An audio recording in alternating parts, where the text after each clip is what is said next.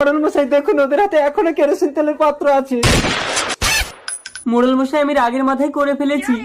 2 দিনের মধ্যে তোর দাদাকে 1 লাখ টাকা ক্ষতিপূরণ দিবি আর তোরা এই বাড়ি ছেড়ে চলে যাবি। না না মোড়ল মশাই, ওদেরকে ঘর ছেড়ে যেতে হবে না, মহাজনের 1 লাখ টাকাটা দিলেই হবে। দেখেছিস তোর দাদা বৌদি ভগবানের মতো। মোড়ল মশাই আমি আজই গ্রুপ থেকে 1 লাখ টাকা লোন নিয়ে দাদাকে দিয়ে দেবো। ঠিক আছে।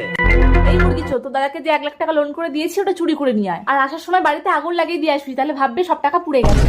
ঠিক আছে। কি ব্যাপার, বাড়িতে কেউ নেই কেন? শোকেশের চাবিও তো পাচ্ছি না। এখানে কাগজে কি লেখা আমি তো পড়তেও জানি না। না না, তাড়াতাড়ি বাড়িতে আগুন লাগিয়ে পালাই, কেউ এসে যাবে। তোমাকে দেখতে পারিনি তো রাজু? না, কিন্তু কোনো টাকা পাইনি, এই চিঠিটা পেয়েছি। কই দেখি দেখি। প্রিয় ভাই, তোদের 1 লক্ষ টাকাটা আমাদের খাটের তলায় আছে। আমি জানি তোরা কোনো দিন এতগুলো লোনের টাকা গ্রুপে শোধ দিতে পারবি না, তাই আমরা দুজন ঘর বাড়ি তোদেরকে দান করে কেরালায় কাজে চলে এসেছি।